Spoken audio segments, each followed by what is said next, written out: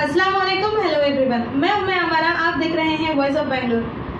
दोस्तों, आज हमारे साथ बैंगलोर की मशहूर शख्सियत मौजूद हैं जो कर्नाटका के यूथ प्रेसिडेंट और कर्नाटका जनरा ध्वनि के प्रेसिडेंट, जी हाँ, आज हमारे साथ मौजूद हैं जनाब इमरान पाशा साहब। आइए इनसे बात करते हैं और जानते हैं वक्फ बोर्ड के बारे में। इमरान पाशा साहब, आपका हमारे चैनल में इस्तकबाल है। जी, बहुत बहुत शुक्रिया आपके चैनल में मेरा इस्तकबाल करने के लिए। इमरान साहब, मेरा सिर्फ एक ही आपसे सवाल है कि अभी जो वक्फ अमेंडमेंट बिल के बारे में लगातार बातें हो रही हैं, तो इसका नतीजा कहां तक पहुंचेगा और आप आवाम से, खासकर वॉइस ऑफ बैंगलोर व्यूअर से क्या कहना चाहते हैं इसके बारे में? देखिए, वक्फ से पहले कि मैं वक्फ को जो बिल आई है 2022-2024 उसके बारे में मैं बताऊं, उससे पहले हम लोगों को ये जानना बहुत ज़रूरी है वक्फ क्या चीज़ है। वक्फ उस चीज़ को कहा जाता है जब कोई शख्स अपने माल को, अपनी प्रॉपर्टी को अल्लाह के नाम पर डोनेट कर दे, खैरात कर दे। किसके लिए? खिदमत खल्क के लिए, खल्क की भलाई के लिए, अवाम की भलाई के लिए, गुरबा की भलाई के लिए, यतीमों के लिए, बेवाओं के लिए वक्फ सर्व कर दे। और वक्फ जब इंसान अपनी प्रॉपर्टी को कर देता है तो इसका मतलब यह है कि उसने अपनी प्रॉपर्टी को अल्लाह के नाम कर दी, अल्लाह के हवाले कर दी। अभी वो प्रॉपर्टी का ओनर जो होते हैं वो अल्लाह सुब्हानहू ताला होते हैं। और जब एक बार प्रॉपर्टी वक्फ कर दी जाती है, अल्लाह के नाम पर ट्रांसफर कर दी जाती है, उसके बाद ता क़यामत तक वो प्रॉपर्टी ना ही किसी को बेची जा सकती है और ना ही किसी को ट्रांसफर की जा सकती है। अगर आप हिंदुस्तान की तारीख देखें तो ब्रिटिश वालों ने जब हिंदुस्तान में हुकूमत की, उससे पहले मुसलमानों की हुकूमत थी, मुगलिया सल्तनत की हुकूमत थी। मुगलिया सल्तनत के आखिरी शहंशाह बहादुर शाह जफर थे। और उसके बाद जब मुसलमान हुक्मरानों का यहाँ पर हुकूमत का जब खात्मा हुआ तब बहुत सारी ऐसी प्रॉपर्टियां थी जो जब के नवाब, बादशाह, शहंशाह लोगों के पास थी और कई सारे मुस्लिम नवाबों के पास थी, कई सारे लोगों के पास थी। तब ऐसे बहुत सारे मुश्किलें पेश आ रही थी मुसलमानों को।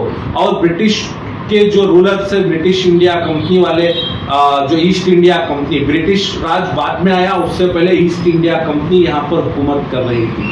तो उन्होंने जब ये देखा कि इतने सारे मसले मसाइल आ रहे हैं तो ब्रिटिश सरकार ने 1930 में सबसे पहले वक्फ बिल लाई, जहां पर वक्फ की जो प्रॉपर्टियों हैं उनको लिए प्रोटेक्शन दिया गया, किस हिसाब से करना है, कैसे करना है, उसके लिए एक अलग प्रोसीजर बनाया गया। और सिर्फ 1930 नहीं, उसके बाद जब हिंदुस्तान आज़ाद हुआ 1947 में और सबसे पहले हिंदुस्तान में इलेक्शन हुआ 1952 में।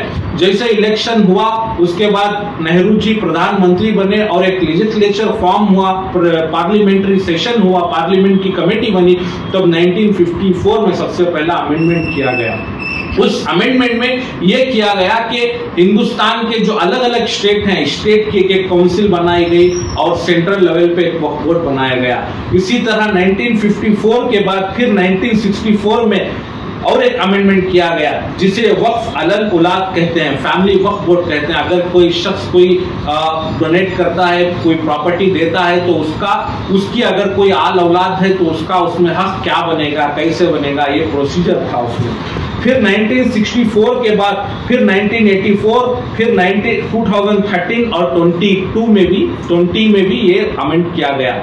एक अलग प्रोसीजर बनाया गया, वक्फ को मैंडेटरी डेटाबेस मेंटेन करना, ऐसे जेके रजिस्ट्रेशन होना चाहिए, वक्फ का डेटाबेस होना चाहिए, कहां पर एक्सपेंसेस हो रहे हैं ये बारे में जानकारी होनी चाहिए। और जो 20 में जो खुसूसन एक बहुत ही इंपॉर्टेंट क्लॉज ऐड किया गया, जो एंक्रोचमेंट, जो गैर कानूनी तौर पर वक्फ के प्रॉपर्टियों को कब्जा कर बैठे हुए होते हैं, उनके लिए क्या एक्शन लिया जाएगा, उस बारे में बात की गई। तो इतना हुआ। लेकिन अब आते हैं वक्फ बिल 2024 के बारे में। तो 2006 में राजेंद्र सच्चर की एक कमेटी बनाई जाती है। यह कमेटी इसलिए बनाई जाती है कि हिंदुस्तान में मुसलमान क्यों, जबकि इन्होंने इतने सारे बड़े बड़े, अगर आप जंग आज़ादी का उठाकर देखें, सर सैयद अहमद खान, मोहम्मद अली जौहर, ऐसे बड़े बड़े नेता हैं, बहुत ही एजुकेटेड हैं, बहुत ही बड़े नेता होने के बावजूद आज हिंदुस्तान में मुसलमानों की हालात क्यों है, इसके ऊपर एक कमेटी फॉर्म की गई जो राजेंद्र सच्चर ने बनाई वो कमेटी, और जिसे हम फेमसली सच्चर कमेटी की रिपोर्ट से जानते हैं, 2006 शायद है।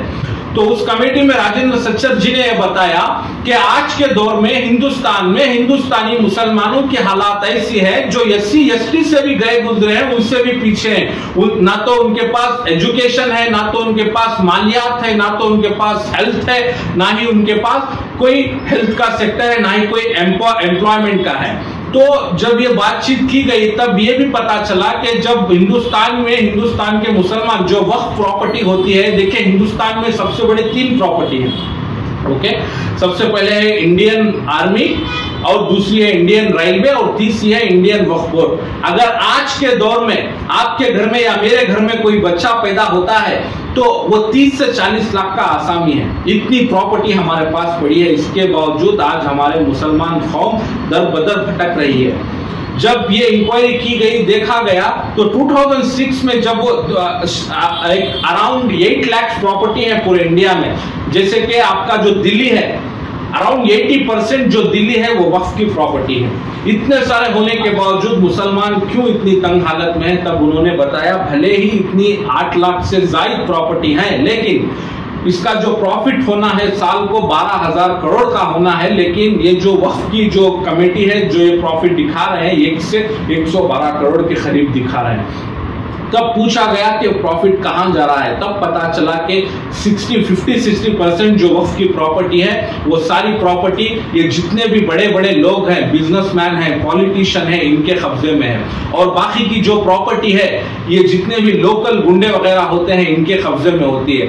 वक्फ में प्रोविजन है, अगर आप जाते हैं, अगर आप अपने माली हालत बताते हैं कि हमें कोई कमाई का जरिया बनाकर दीजिए, हमें कोई दुकान वकान लगाने का मौका दीजिए अपनी जो प्रॉपर्टी है वक्फ प्रॉपर्टी में, तो उस वक्त के हिसाब से उस पर लीज या किराए के लिए दिया जाता है। लेकिन आज के दौर तक जो 40-50 साल पहले जो किराया था 200, 250, 500, आज तक भी वही किराया चलते आ रहा है और गैर कानूनी तौर पर उसको कब्जा किया हुआ है। तो ऐसे बहुत सारे चीजें हुई हैं और थोड़े बहुत जो है और दूसरे कौम वालों को भी दिए गए हैं, और बहुत सारे तो ऐसे प्रॉपर्टियां हैं जो अपनी बाप की मिल्कियत समझकर बैठे हैं, ना ही वो किराया दे रहे हैं और ना ही उसको खाली कर रहे हैं। तो ऐसे सारी चीजें होने के बावजूद जब सेंट्रल गवर्नमेंट को ये पता चला और जब लोगों ने ये बताया, तब जाके उन्हें एक मौका चाहिए था माइनॉरिटी को सताने, माइनॉरिटी को करने, उनको एक मौका चाहिए और वो मौका आप लोगों ने दिया ना। आप लोग वैसा करते, अगर गरीब का, गुरबा का हक, यतीम बेवायों का हक उन तक अगर पहुंचाते तो ये नौबत नहीं आती। आपने नाजायज काम किया, नाजायज कब्जा किया, जिसकी बुनियाद पर आज हमें यह दिन देखना पड़ रहा है। तो इस तमाम चीजों को लेकर सेंट्रल गवर्नमेंट ने, उनको तो एक हिला चाहिए था, वो हिला मिल गया। उसकी आड़ में उन्होंने बहुत सारे ऐसे कानून लेकर आए हैं जो आने वाले दिनों में जायज प्रॉपर्टीज जो भी हैं वो भी खतरे में आ सकती है। तो वो वक्त की बिल तो बहुत सारी है, लेकिन उसमें से मैं चंद कानून आपको बताना चाहता हूं जो 2024 में अमेंडमेंट में आया है। जैसे कि अगर यह वक्फ की बिल लागू हो जाती है तो 6 मंथ्स के अंदर जितने भी वक्फ के प्रॉपर्टीज हैं उनको अपने सारे कागजात, डॉक्यूमेंट लेके जाकर रजिस्ट्रार के पास सबमिट करने पड़ेंगे। अगर उसमें से कोई एक डॉक्यूमेंट भी वो सबमिट नहीं कर पाए तो जिला कलेक्टर को हक दिया गया है कि वो कब्जे में ले सकता है उस प्रॉपर्टी को, ठीक है। और जितना एक्सपेंसेस हो रहा है वो सारी डेटाबेस उनको प्रोवाइड करनी पड़ेगी। और उसके अलावा जिला कलेक्टर को यह हक दिया जा रहा है, पहले देखिए वक्फ का एक ट्राइब्यूनल था, जैसे क्रिमिनल कोर्ट होता है ना, इसी तरह वक्फ के लिए एक ट्राइब्यूनल कोर्ट बनाया गया है जहां पर वक्फ के मामला उसी कोर्ट में किए जाते हैं। तो वक्फ के कोर्ट में इसका वक्फ की प्रॉपर्टी का फैसला होना था, अभी वो अधिकार भी छीन सकता है, ठीक है। और ये जिला कलेक्टर को यह हक दिया गया है कि वो कहीं भी जाकर किसी भी प्रॉपर्टी को, वक्फ प्रॉपर्टी को सवाल कर सकता है, डॉक्यूमेंट पूछ सकता है। अगर 6 महीनों के अंदर ये डॉक्यूमेंट सबमिट नहीं कर पा रहे हैं तो वो वक्फ प्रॉपर्टी कब्जा कर ली जाएगी। और ऐसे ही जो कमेटी बनाएंगे, वक्फ कमेटी बनाएंगे, तो वो वक्फ कमेटी में 2 देखिए, फॉर एग्जांपल अगर 12 लोगों की आप कमेटी बना रहे हैं तो उसमें 2 फीमेल रहना जरूरी है, वो चाहे किसी भी हो। और 12 कमेटी में अगर आप बना रहे हैं तो उसमें 2 गैर मुसलमान, जो कि मुसलमान कौम से हटकर कोई और जात के लोगों को आपको रखना पड़ेगा उसमें। ऐसी बहुत सारी चीजें हैं। तो मैं कोशिश करता हूं कि मैं इस शेर से आपको समझा सकूं। दिल के फपोले जल उठे दिल ही के दाग से, घर को आग लगती है घर ही के चिराग से। सो इसी तरह के हमारे लोगों की नाफहमियों के लिए, ना अहली कहूंगा मैं इसे, हमारे लीडरों की, हमारे कौम के लीडरों की ना अहली की वजह से आज ये दिन हमें देखना पड़ रहा है। मुझे डर है कि आने वाले दिनों में जितने यतीम खाने चल रहे हैं इसके ऊपर भी नाजायज नजर पड़ सकती है। शायद हम इसे बचा सकें या ना बचा सकें। मैं इस बिल के खिलाफ भी नहीं हूं और ना ही मैं इसकी तायीद में हूं।